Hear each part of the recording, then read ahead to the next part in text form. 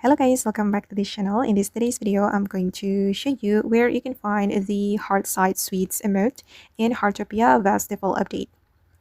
Okay, let's get into it guys. This is how the emote looks like.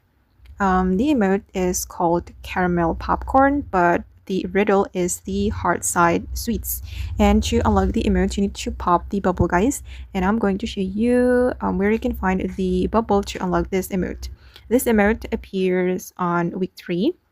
So every week there will be 2 emotes unlocked and you need to find the bubble to get the emote.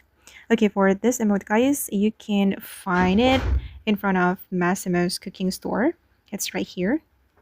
I'm going to pop the bubble. The bubble is moving, so we need to be careful. Okay, I end up using my car and let's try it.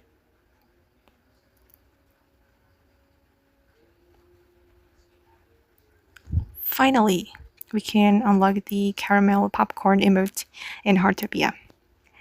Okay guys, and that's how you can find the Hearthside Sweets emote in Heartopia game festival update. I hope this video will be useful for you. Thank you so much for watching and bye.